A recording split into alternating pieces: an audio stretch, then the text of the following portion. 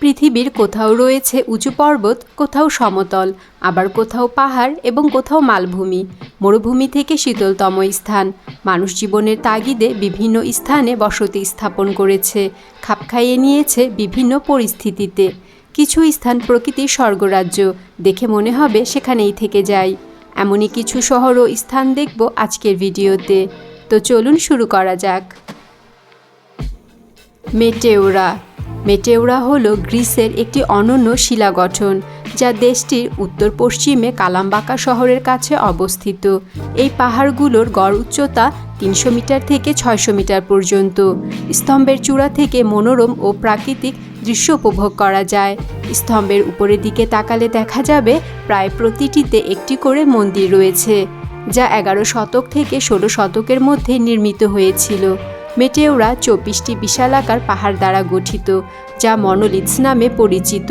তবে 24টি মন্দিরের মধ্যে আজ অবধি 6টি টিকে আছে। এই পাহাড়গুলির শীর্ষে সন্ন্যাসী সম্প্রদায় বসবাস করে থাকেন।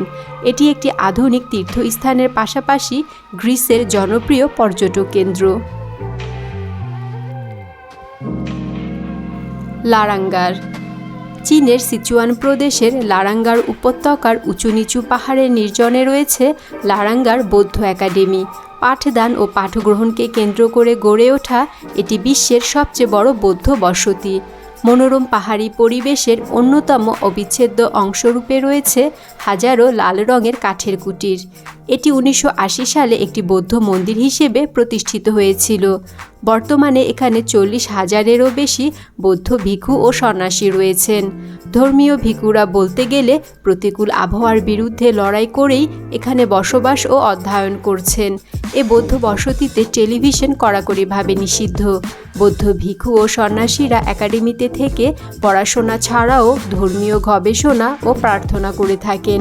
এখানে বসবাসকারী সন্ন্যাসীদের জীবিকা নির্বাহ হয় অনুদান, ক্ষুদ্র ব্যবসায়, অতিথিশালা ও মুদি দোকানের উপর ভিত্তি করে।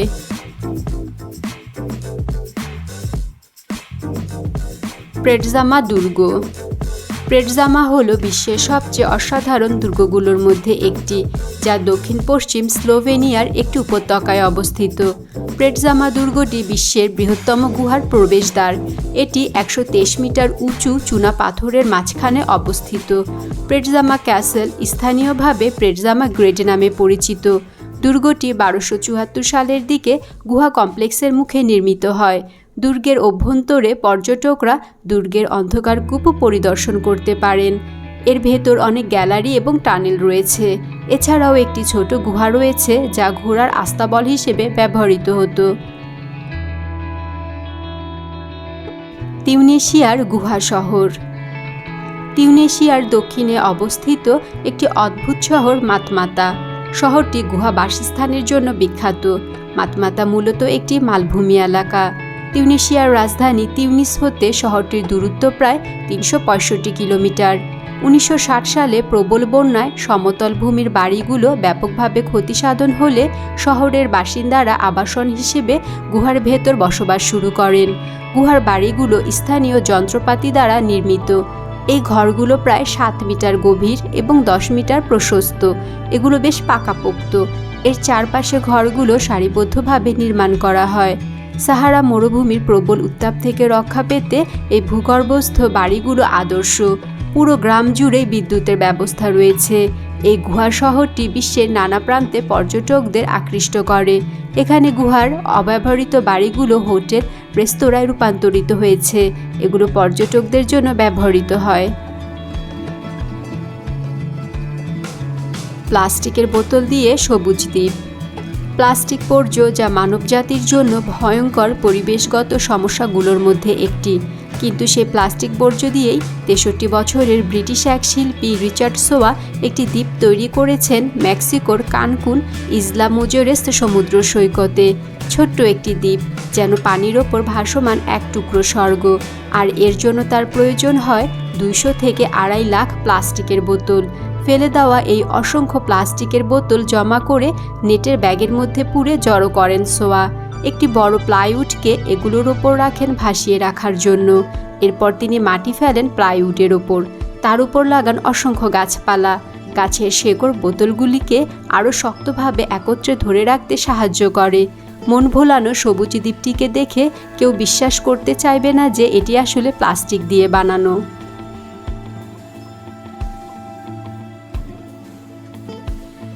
পন্টেভেচিও, ফ্লোরেন্স, ইতালি।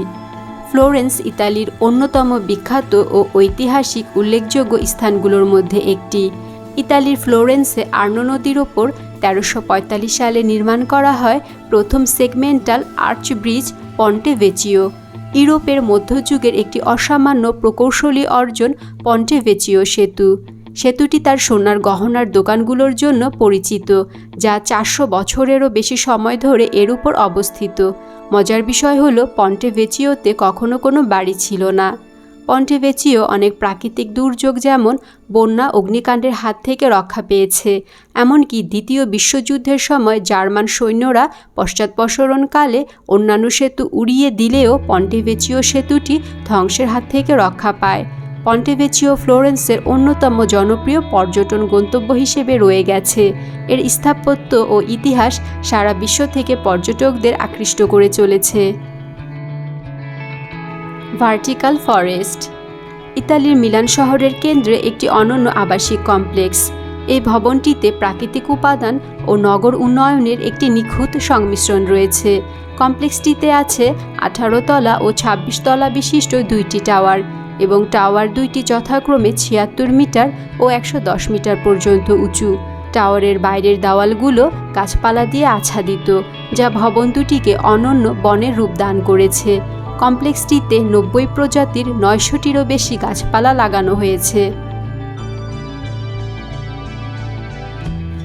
নলখাগড়ার দ্বীপ। দক্ষিণ আমেরিকার পেরু এবং বলিভিয়ার সীমান্তে অবস্থিত লেক টিটিকাকা বা টিটিকাকা হ্রদ।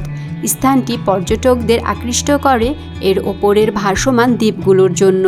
সবচেয়ে আশ্চর্যের বিষয় হলো এই দ্বীপগুলো কৃত্রিম।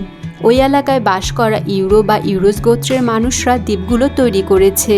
টটোরা নামের পানিতে ভেসে থাকতে পারে এমন এক ধরনের নলখাগড়া দিয়ে তারা এই দ্বীপগুলো বানায়। শুধু দ্বীপ নয়, ঘরবাড়ি, আসবাবপত্র, নৌকা, স্কুলও নলখাগড়া দিয়ে তৈরি। এমনকি নলখাগড়া দিয়ে তৈরি ওয়াচ টাওয়ারও আছে। যত্ন নিলে 30 বছর পর্যন্ত টিকে থাকে এক একটি দ্বীপ। Haynes shoe house, Pennsylvania. জুতার আদলে নির্মিত আস্ত একটি 5 তলা বাড়ি। এই অনন্য জুতার আদলে নির্মিত বাড়িটির পরিকল্পনা করেছিলেন 73 বছর বয়সী কোটিপতি শুমেকার ম্যালিন হেইন্স, যিনি 1948 সাল থেকে 1949 সালে ম্যারিল্যান্ড এবং পেনসিলভানিয়ায় প্রায় 40টি জুতার দোকানের মালিক ছিলেন। ম্যালিন হেইন্স তার জুতার বিজ্ঞাপনের এক অভিনব ধারণা থেকে এটি তৈরি করেছিলেন। বাড়িটিতে রয়েছে 3টি ঘর, 2টি বাথরুম, একটি বসার ঘর এবং একটি রান্নাঘর। 5 স্তরের বাড়িটি এবং এর আশপাশ ডাকবাক্স, এমনকি কুকুরের ঘর, সব কিছুই জুতার আকারে তৈরি করা হয়েছে। 1949 সালে বাড়িটি নির্মাণ শেষ হওয়ার পরই এটিকে সিনিয়র সিটিজেন বা বয়স্ক দম্পতিদের জন্য ভাড়া দেওয়া শুরু করেন হেইন্স। ভাড়া দেওয়া হতো সেখানে মধুচন্দ্রিমা করতে ইচ্ছুক দম্পতিদেরও। সপ্তাহ শেষে থাকতো একটি দিন বিনামূল্যে থাকার লোভনীয় অফার। সঙ্গে নিজের জুতার ব্র্যান্ডের প্রচারও হয়ে যেত। জুতার বিজ্ঞাপনের এর চাইতে অভিনব কৌশল আর কী বা হতে পারে। বর্তমানে এটি জাদুঘর এবং আইসক্রিমের দোকান হিসেবে পরিচালিত হচ্ছে।